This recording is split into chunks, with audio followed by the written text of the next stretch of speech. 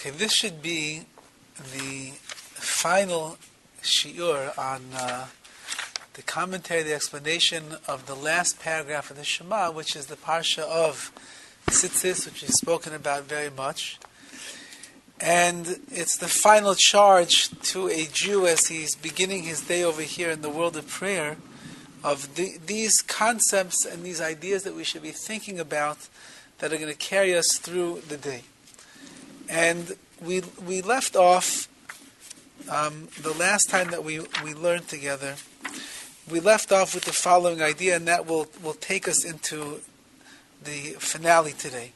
And that is that we said that a person should not only look at the tzitzis, and not only should they examine the tzitzis and be aware of all of the commandments that they represent, but more importantly is they should perform those commandments that they are obligated in. Which means the following, that merely to learn about mitzvahs and to understand intellectually what a mitzvah is, and to learn about the mitzvahs, that certainly is not enough. As Rav Schwab said, that the most important part of the mitzvah is that a person actually performs them and commits to doing them. Because a mitzvah in theory, and not in practice, is really absolutely nothing. If a person wants to exercise, and they think about exercising, and they dream about exercising, but they never exercised, so they never exercised. If a person wants to eat healthy, and they dream about all the organic food that they can cook in their kitchen, and yet they never buy anything more than fatty and fried foods, so then they're not eating healthy, and they never will eat healthy. So too says Rav Schwab, that a person who just dreams about mitzvahs, and he talks about mitzvahs, and he learns about mitzvahs, but does not commit themselves to doing them, so then they're not really mitzvahs. That's not really performance of the commandments that HaKadosh Baruch Hu has given us. Now, with all of that being said, and some of this we've discussed a little bit before, but we're going to go into the next words over here, the Shema, and that is the following. It says, no, we did those words. We're going into we mentioned the following,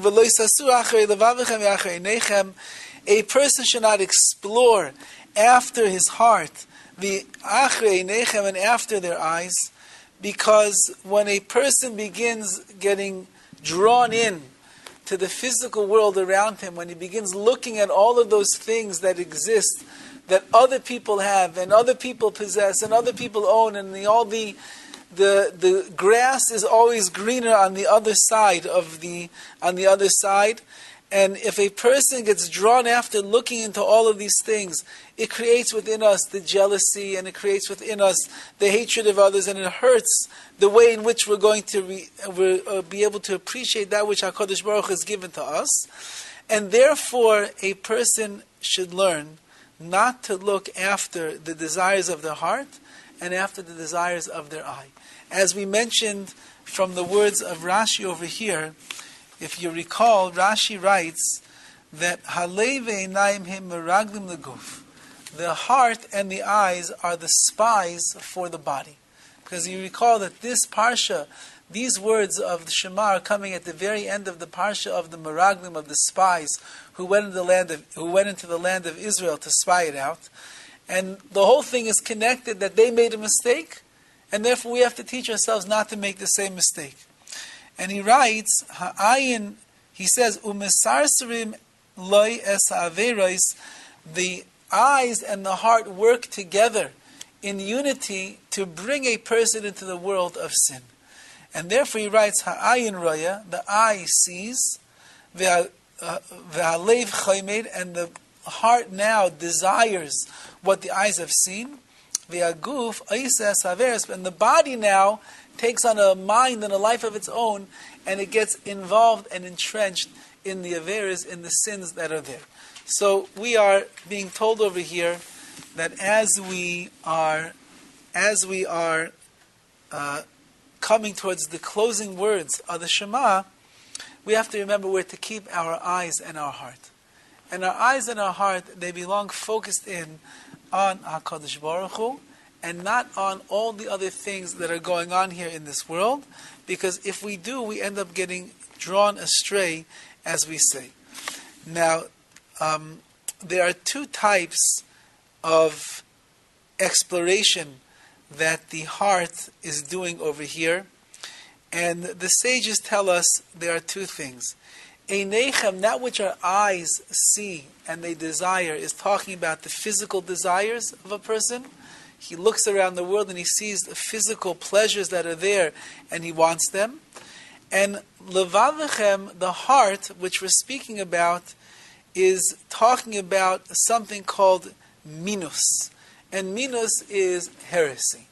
There are heretical ideas that are out there in the world that are very emotional-based type of ideas and arguments, and a person's heart is drawn very easily into that. If you look through all of history, we find throughout that the Jewish people always had confrontational moments where this was being pressed to the greatest degree. For instance, the most recent one, and then I guess we'll understand what we're dealing with today, if you look back to the times right before the Holocaust broke out, there was the build-up over several decades, something called the Enlightenment, called the Haskalah. And the Haskalah was a credo, was a belief that the people were getting themselves involved in, that said, this is the way that you should live your life. This is the way that you can believe. There is no contradiction to live a life that is devoid of all commandments and all mitzvahs and still call yourself a good Jew. That's not Judaism. That's not even philosophy. That's something called minus. That's called heresy. And any time that the heart starts feeling, you start to feel good about it. That's the way HaKadosh Baruch Hu made it. The Yetzer Hara is there. You feel good many times when you're getting involved in the wrong things, thinking in the wrong way. That's the Yetzer Hara gets inside the heart and convinces a person that really things are just fine the way that they are. This, we're warning ourselves over here. There's two things that we have to be on guard of when it comes to our life. Number one is the world around us is filled with such physical pleasures and desires and delights and treats that are there. If you don't learn how to guard your eyes, you are going to be drawn after everything. Our job is not to look at everything in this world.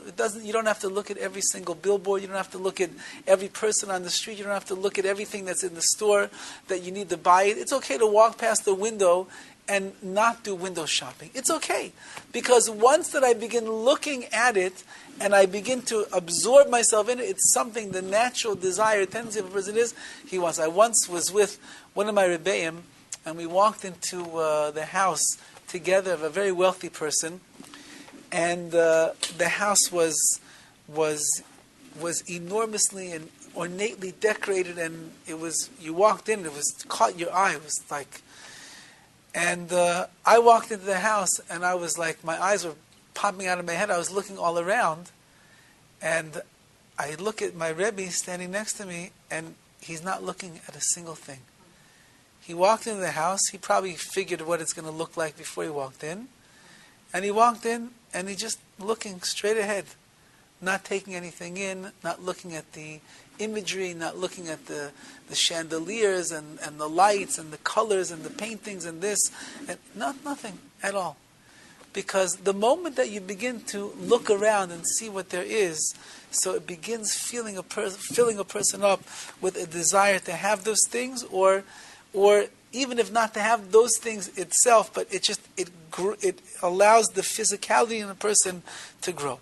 And the other thing is, as we're saying over here, that the heretical thoughts that are found in the world, as many of the great Rabbanim of our generation point out, that when Hitler came to the world and he made a Holocaust, so he physically killed 6 million Jews.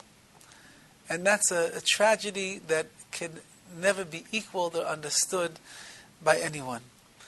And we live today in a world where, Baruch Hashem, the Jewish people are more than they've been in many, many years. And we have Jews at the top of every marketplace and every profession and everywhere throughout the world. And yet we have a difficulty because although that physically we have repopulated the world, spiritually the Jewish people are suffering greatly. When you live in a generation where they claim that 70% intermarriage is already what's the normal, and that means that many of the Jews that are walking around in assimilated families think that they're Jewish, but really their mother is not Jewish, and families who think that they think that they're not Jewish because the father is an Irishman and they have a tree in their house on the 25th of December, and the mother was a Jew who went along with it. They don't even know that. I myself have a cousin who intermarried, and the mother is Jewish, the father is an Irishman, and they had one daughter. So the daughter's Jewish. Daughter's Jewish. But she was raised as a good Catholic. So she married a nice Catholic man. And they have, they actually believe in having children. So they have Kanai Nahara, they have a mishpacha, and they have a few boys. One of them is, I won't even say the name, his name in the Beis HaKnesses, but they're Yidden. They're Jewish people, and they have no idea. They have absolutely no idea. But this is the world that we're living in today. We're living in a world where not a physical Holocaust, but there's a spiritual Holocaust and an attack on the Jewish people. And these are the heretical thoughts that have trickled in, not only trickled in right now, but they're prevalent amongst our nation. And our job, as it's saying over here towards the end of the Shema, is we can't get drawn after that. It used to be, I once spoke to an older Jew from Iran, and he told me that when he was a young man, if a person would intermarry in Iran, the parents would sit shiva for that child. They would sit shiva. Today, there's no such thing. Today, they'll get the rabbi and the priest will come under the chuppah together, and they'll marry them off, and the parents will be sitting there, and they'll say, "Oh, Baruch Hashem, our kid's happy. What else could a parent ask for? At least he's happy." And this is heresy, and this is what it's saying over here that a person should try to avoid. So we have to avoid as much as we possibly can. How do we do that? Don't even let the eyes and the heart begin to go astray, because they have a mind of their own, and once they begin running around this world, they will see things, they will hear things, they will come in contact with people and events that will cause weakness in our own hashkaf, in our own way that we look at the world, the own way that we understand Torah, and we recognize the relevance and the importance of the mitzvahs in our life. And therefore we have to be careful with what we look at and what we think about and what we see, because we don't want to be drawn after these desires which are taking us farther away from Hashem. Now, all of that being said, it says further in Shema, it says the following. Asher atem zaynim achareihem. Meaning, don't follow after your eyes and after your heart. Asher atem zaynim achareihem, after which you stray. Which means the following.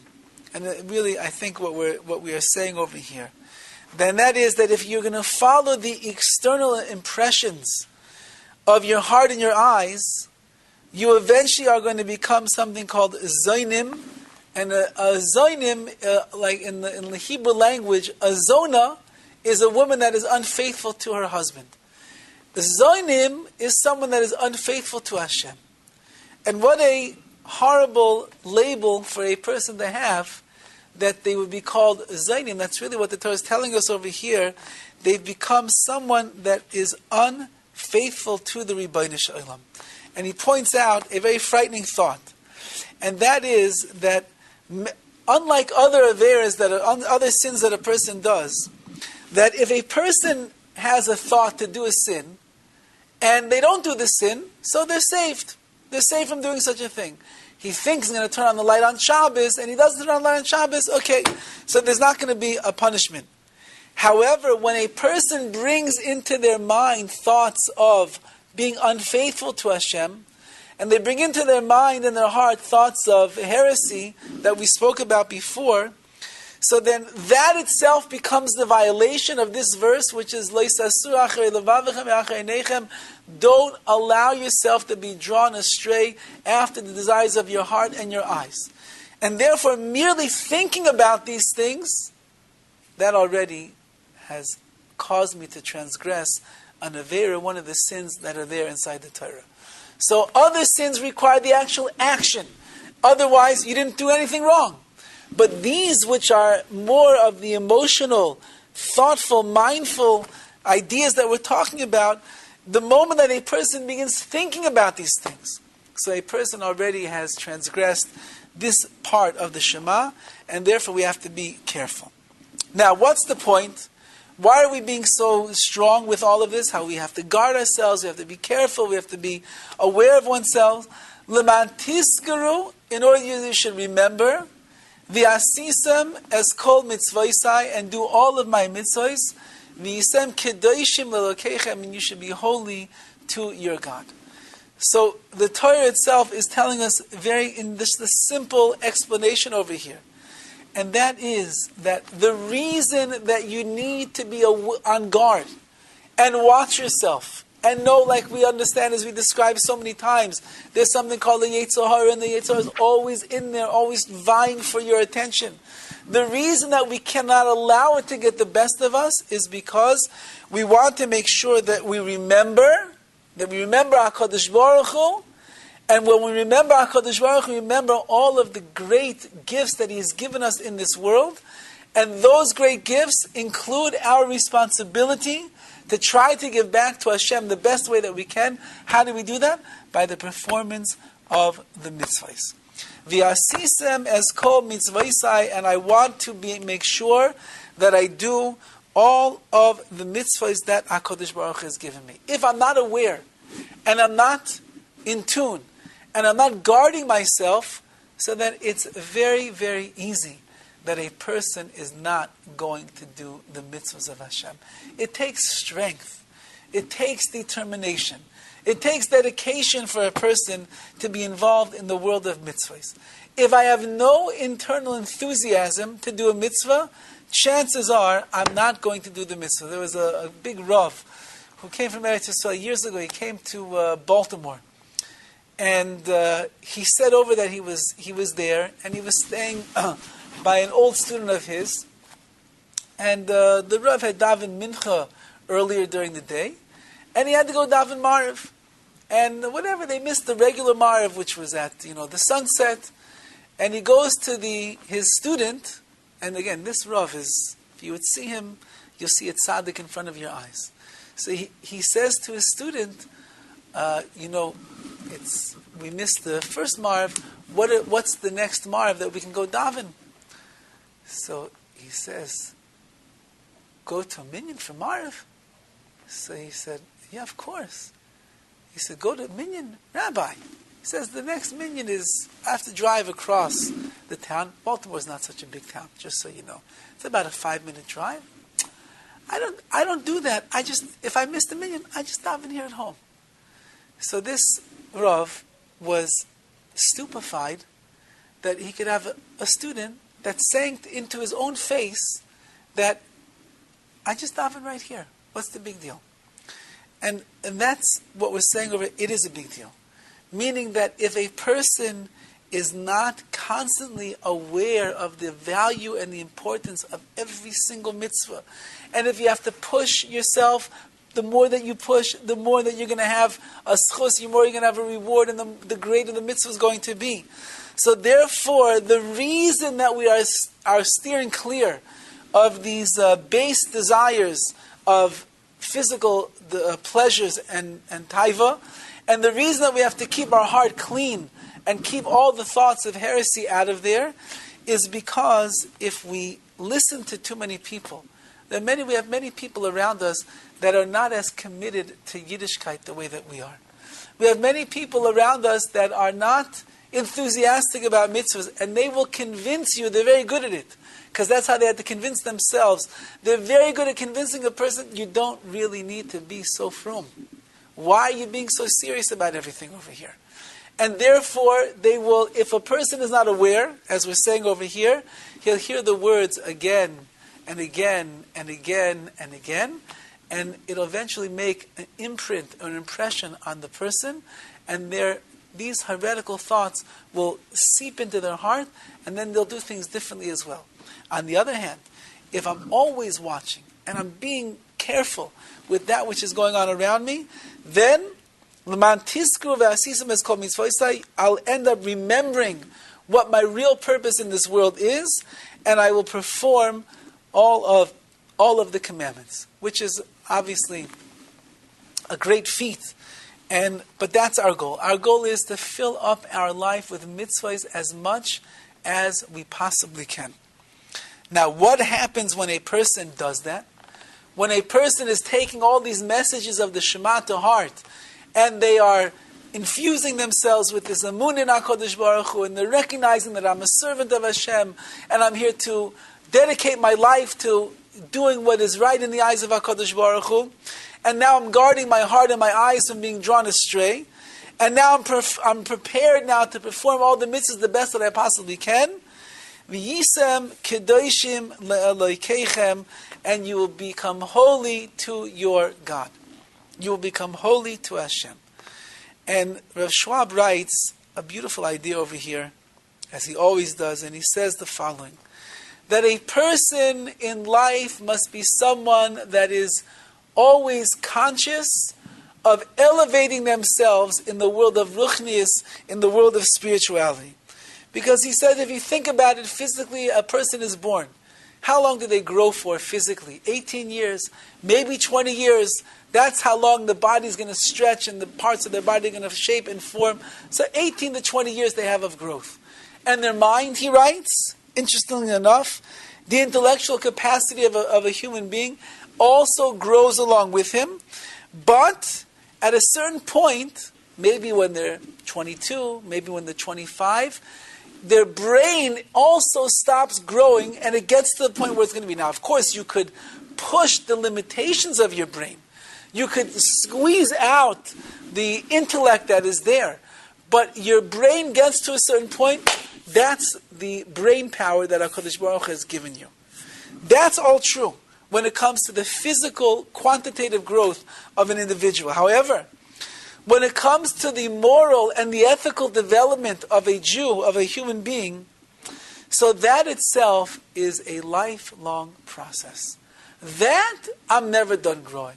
In my perfection of my midas, of my character, my depths of amunah, of belief in HaKadosh Baruch Hu, my bitachon, the trust that I will have in Hashem, that everything that He's doing right now in the world and in my life, and He always has and He always will do, is always the way that He wants it. So that awareness is something that a person continues to grow with, supposed to be, on a daily basis, every single day of their life. And on that, a person can never stop. Because if I stop growing, and I stop moving in a direction where I'm trying to ascend upwards, then as we know, the Vilna Gaon tells us, if you're not going up, then you're going down. There's no two directions. Either it's up or it's down, and there's no other way to look at it. That's how things work. Now, when a person takes that upon themselves, that I recognize the importance of growing, I see how important it is for a person to always, every single day, be trying to climb a little bit higher up the rungs of the ladder. He says, then HaKadosh Baruch Hu says, Kedoshim lelokeichem, you become a holy nation unto me. And what is Kedusha, what does holiness mean? Holiness means, as we know, Kedusha means to be separated, and that means that I'm separating myself from who I was before. I'm separating myself from the spiritual heights that I reached previously, and I'm constantly moving myself in a direction that is elevating me higher and higher and higher to become more devoted to HaKadosh Baruch Hu. That's how a person knows if they are growing. If you feel yourself getting more passionate about your relationship with HaKadosh Baruch Hu, you see yourself growing in your mitzvahs, in your amunah, in your growth as an individual. You have a certain midah, you have a character trait that is flawed. Okay, we all have hundreds of flawed traits. So either I'm going to work on it, and it's going to get better, or I'm not going to work on it, and it's going to get worse. So if I see myself, I'm honest enough to recognize the trait that I have that is a bad trait, and it needs to be worked on, and I find a way in which I'm going to begin to grow with that and work with that, and I see every day it's getting a little bit better, a little bit better, a little bit better. One of my children has a temper. There's a temper. And although that he's younger than some of the other kids, he enjoys taking out his temper on the older kids. And we went on a family vacation. That's the one beautiful thing of a family vacation, is that during the year you're spread so thin. And not everyone's all together at the same time. This one gets off at school at 4, this one at 4:45, this one at 5:45, this one's sleeping out in the city, is boarding, and I'm running home and I have to go run the daven and give. So a family vacation, even if you do nothing, just everyone being together under one roof, especially in a car for 7 hours, you learn a lot about your children. I was shocked to see that one of these kids has a real temper, and he gets angry, and he does things that are not really nice to not nice to anybody. But to see him treat older sibling like this was puzzling to me. So we decided either one of two things. Either I'm going to have to be very firm with him, and he was doing a certain thing that's really not nice, and I told him if he does it again, I'm going to do the same thing to him. And that was enough of a scare already that he began to calm down. But I didn't want to do that because it's really something really not nice. But the other option is, let's teach this boy how to control his midah of kas, of anger. Because if he doesn't learn right now when he's however old he is, when's he going to start learning to do it? So we made up a special deal with him. My wife got a jar, and she said every time that she sees him control this midah, this attribute of kas, so she's going to put, I don't know, she got Jordan almonds or something, I think left over. Yeah. So we're going to put the Jordan almond into the jar, and when it gets filled up, then he's going to get himself a very special treat. In 1 week, today is 1 week since we went on the vacation. 1 week. No, it's not full. I'm not saying it's full, but the jar is already, as far as I could tell last night, it's already more than a quarter filled. And my wife just told me this morning when he was in the car, they're on the way to camp, she said, "Do you see how many times that he has been controlling himself this week?" And the one brother that he was afflicting with his harshness was in the car, and he agreed also that the boy is making positive changes. If a 6-year-old child can do this, but if a young child can do this, then how can it be that an adult that's more mature and more aware of how terrible such a trait like this is, or other areas of our life that need to be worked on, how could we ourselves not make the same commitment to grow every day of our lives? And so, do you need a jar? Should we get you some Jordan almonds? And we'll say, you know what? You're being a good girl, you're being a good boy. Keep it up, and we're going to get you a special prize at the end. It's going to cost more money for your prize than will cost to make this little boy happy. That's fine. It's worth all the money in the world. To break a negative trait is worth everything. And that's what he's saying. That's Kedusha. Kedusha is when I separate. That's what Kedusha means. Holiness means, doesn't mean, hey, holy. That doesn't mean that. It means I'm separating myself from the things in this world that are holding me back from getting closer to Hashem. What's holding me back? It could be a bad trait. It could be desires that are misplaced. It could be whatever, lack of enthusiasm for the mitzvahs. I'm weak in my emunah, whatever it is. Whatever's holding me back, I'm willing to leave it behind so I can keep moving up and up and up and up to get to the place where I want to be. And that's the bracha that HaKadosh Baruch Hu is willing to give us. That if you will listen to the words of the Shema that we've been going through all of these months already, and you'll take the messages to heart to understand what HaKadosh Baruch Hu really wants, then you're constantly on the up and up, elevating yourselves, and then you get the greatest accolade that HaKadosh Baruch Hu give to a person. Kedoshim, you become a holy person. And that's what he writes over here, just parenthetically, that if you'll recall in the Chumash, when Yaakov Avinu goes to sleep for the first time in 14 years, he has a fascinating dream. And in the dream, there's a ladder that is mutzav arza. There's a ladder that is, the legs are on the ground. And it's roishel magia hashemayim, the head is going up until the heavens. What is that message? That message is we start down here, but we always have to be moving up the ladder, climbing higher and higher. Roishai, the head of the person has to be magila shemayim. Our mind has to be reaching to the heavens. I want to keep going higher up on this ladder, ascending and going past the lowliness here of this world, so I can become someone that has reached a stature of kedusha, of being a holy Jew. And then we conclude. And the final verse over here is Ani Hashem Elokeichem. I am Hashem, your God. Asher hotzeisi eschem me'eretz Mitzrayim. I took you out of the land of Egypt. Why? Why did HaKadosh Baruch Hu take us out of the land of Egypt? Because He felt bad for us. He says, Nebuch, these poor Jews, they're suffering so much already. Paro is much meaner than I thought he's going to be. They lost so much life. Why did HaKadosh Baruch Hu take us out? Just because He was compassionate? Because He felt bad for the Jewish people? Liyois lachem le'elokim. I removed you from the bondage and the slavery of Egypt, from all of the assimilation and all of the impurity that was there, in order, liyois lachem, I should be for you, le'elokim, I should be your God. Ani Hashem Elokeichem, and let me just reiterate, says the Ribbono Shel Olam, I alone am Hashem, am God, Elokeichem, your God.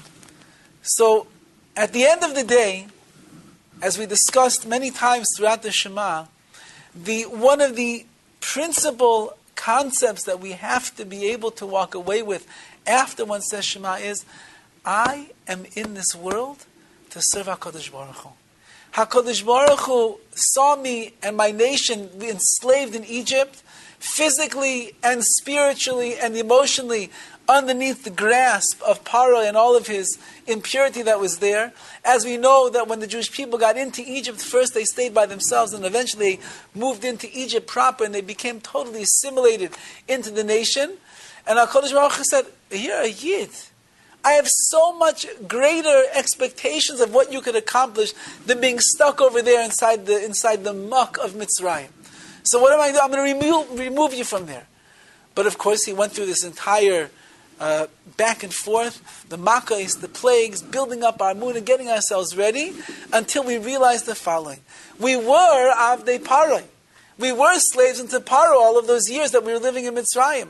So we learned how to listen to orders, we learned how to follow commands, we learned how to do what we have to do to be able to survive. We worked very hard, we weren't allowed to complain, there were no breaks, we just kept going and going and going and going. Moshe Feinstein said on himself that once the Russian army came and they broke into the yeshiva, they broke into his house when he was a young man. And they lined everybody up and they put guns to their back. And they were pointing a gun and they told anybody, if they move, they're going to shoot and they're going to kill him. Now Moshe was a tzaddik and he was aware that the sun was going down and he had not yet davened mincha. Now, how do you daven mincha when there's a Russian soldier pointing a gun in your back? You make one move in the wrong way, so that's going to be your last prayer ever. So Moshe Feinstein said, he stood there at attention, didn't move at all. He didn't bow, of course he couldn't bow, whatever, and he stood there totally straight with the gun in his back, and he davened mincha, and he had such a fright that if he moved one way in the wrong direction, it's going to be the last prayer of his life. He said he survived. He said after that he could never daven the same again. Because he realized if a gun in the back made him feel such a fear and such an awe that if he does anything wrong during this prayer, he's going to get shot and killed, then he realized, al achas kama v'kama, all the more so, when I have an opportunity every single day to stand in front of the Ribbono Shel Olam and utter my words up, to ask HaKadosh Baruch Hu for anything that I need and to say all the words of praise that are there, then I have to stand also like a soldier who feels the presence of HaKadosh Baruch Hu over me every single moment of that prayer. And he said for the rest of his life, always davened. I never privileged to see him, but he davened always like a soldier, like a person that was aware that the Shekhinah, that the divine presence was hovering over him at every single moment. So if Klal Yisrael was there in Mitzrayim, and they learned what it means to be an Eved, they know now what it means to be a slave and how to commit themselves to the regimen of the master. So HaKadosh Baruch Hu says, the reason that I took you out of Mitzrayim, but also part of the reason you had to go through Mitzrayim was, now you are Liyos Lechem Elokim, I now become a God unto you. And a God unto you means that I become this faithful, rewarding, compassionate, loving God who will have Rachmanis when it's necessary, as we'll see, but at the same time, he's going to have what's called the Midas Hadin, the attribute of justice and consequence when is necessary. And that's why Rashi points out over here the following. It says that Ani Hashem Elokeichem. There are different ways that Hashem calls himself. The word of Hashem, Yud Kei Vav Kei, always means Rachamim, it means Hashem's Midah, his attribute of mercy. And Elokim means the attribute of din, of justice. So HaKadosh Baruch Hu is saying the following, that whenever you say the word Hashem, it means Ne'eman l'shalem schar, that I am faithful, or I'm trustworthy to repay or to pay reward. You can rely upon me for the reward of your actions, to pay you back the reward of your actions. And that means the following, that every time you have a good thought, every time that you do a good deed, every time that the Yetzer Hara came to you and tried to pull you away and you subdued yourself, or like we know from the words of Chazal, the Vilna Gaon brings it in the Chavetz Chaim, brings it in Sefer Chavetz Chaim, that a person cannot fathom how much reward they get for keeping their mouths closed when they are about to say a word of lashon hara. Bailim piv, a person who seals their mouth shut and doesn't say the word of lashon hara, you cannot imagine how many malachim, how many angels you create, and how much reward is waiting for you. And therefore, every single good deed, every single positive thought, every word, every speech, everything that was done in the right way, says HaKadosh Baruch Hu, my midah of rachamim, of mercy, makes it that I will give and give and give and reward you. However, on the other hand, it says that Elokeichem, the word Elokim over here is the midas hadin, is the attribute of justice. And therefore he writes, not only am I ne'eman l'shalem schar toiv, I am believed, you can trust on me, I'll pay you good for the good that you do. At the same time, ne'eman lihipara, you can also be assured that if you do things that are wrong, just like when you were slaves into Paroi, Saul Teichman told over the story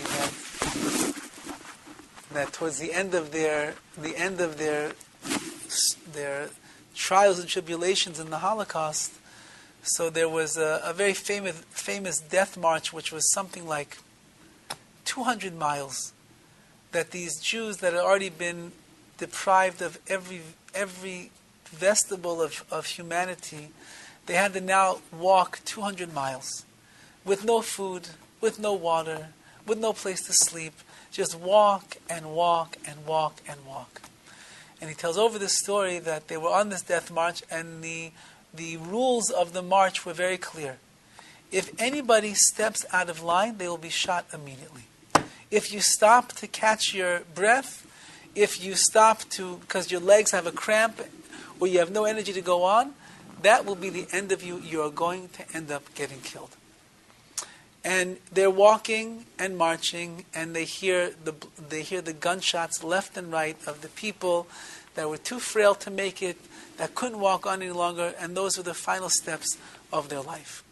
They're walking already for a couple of days. They would break at nights for a few hours just to give their bodies time to rest up for the next day.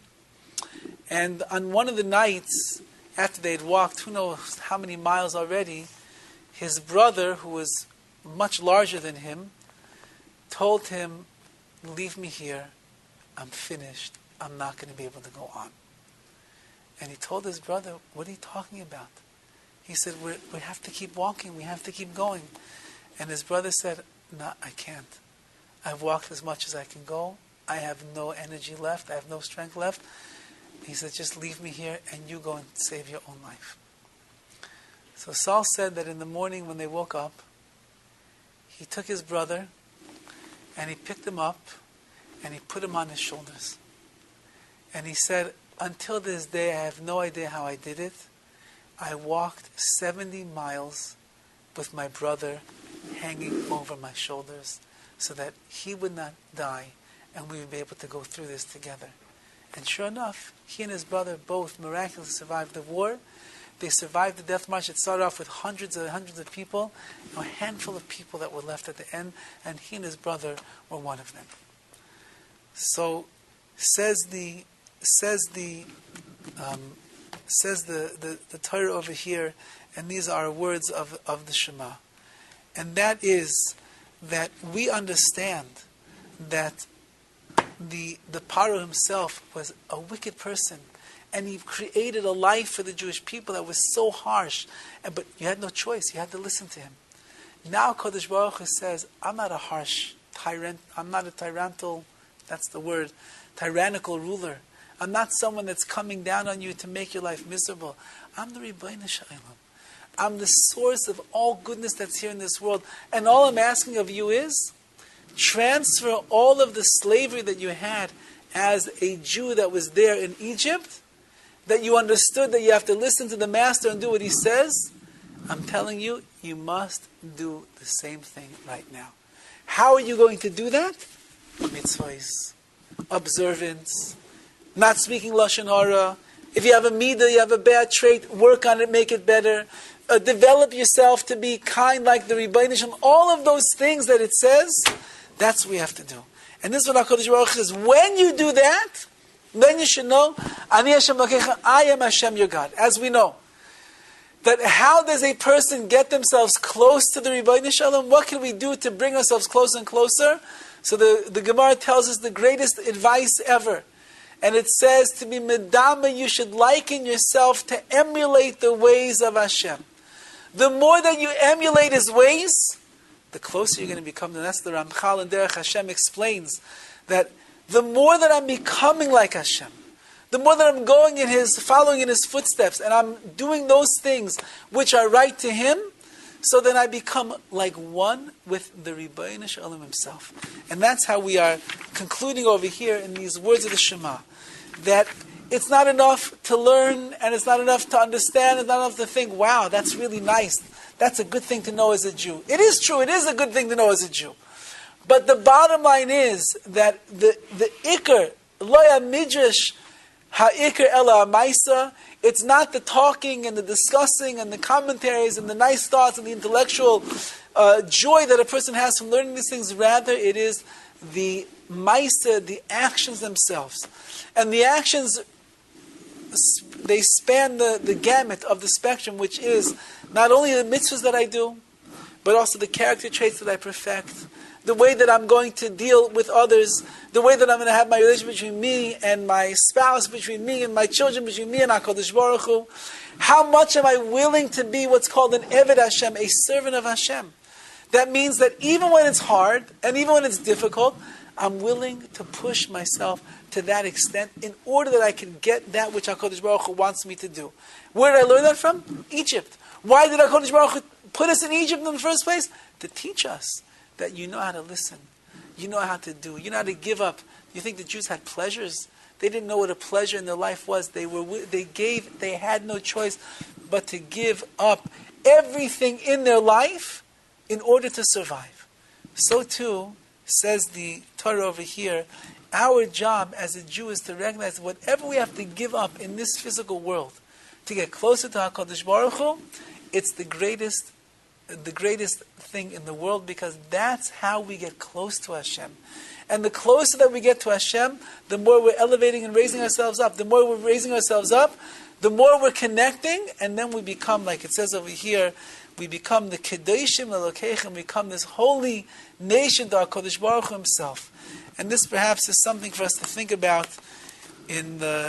as tonight is going to be Rosh Chodesh Av, and the beginning of the 9 days, which is before, leading up to Tisha B'Av, which is the destruction of the Beis HaMikdash. And that is that we need to be a nation that is willing and able and ready and enthusiastic about adhering to the messages and to the voice and to the commands of HaKadosh Baruch Hu. Because however you look at it, whether it's the destruction of the first Beis HaMikdash or the second temple, the Jewish people always were doing things that were not appropriate, that were not right, that were not listening carefully to HaKadosh Baruch Hu. And perhaps if we'll learn to recognize that the greatest schus, the greatest merit that we can have in life is to be what's called an Eved Hashem, a servant of Hashem, like we know we say it in Hallel, quoting David HaMelech, is Ani Avdecha ben Amasecha. I am your servant, the son of your maidservant. This is King David. He's telling you his yichus. He's telling you his great lineage. He's the king of all of Klal Yisrael. He's the greatest man in the world. He wants to tell you, what's my great yichus, what's my great lineage here in this world? You should know I'm a servant, and the mother who bore me into this world, she was also your servant. Because there's nothing greater than that. And in Yetz Hashem, when we realize the schus that we have of mitzvahs, the merits and the opportunities that we have to keep the commandments in so many different ways, shape, and form, and the midas, the character traits that we could work on to make ourselves better, so then that way, Be'ezah Hashem, will be zeichet to the brachas that the Shema itself is going to rain down upon us, and we should see, just like HaKadosh Baruch Hu took us out of Mitzrayim, and He became our God at that point, may He remove us from the gullus, from the exile that we find ourselves in now, where we come to the city of Yerushalayim HaKodesh, where Hashem will say, once again, Ani Hashem Elokeichem, I am Hashem, your God. Any questions?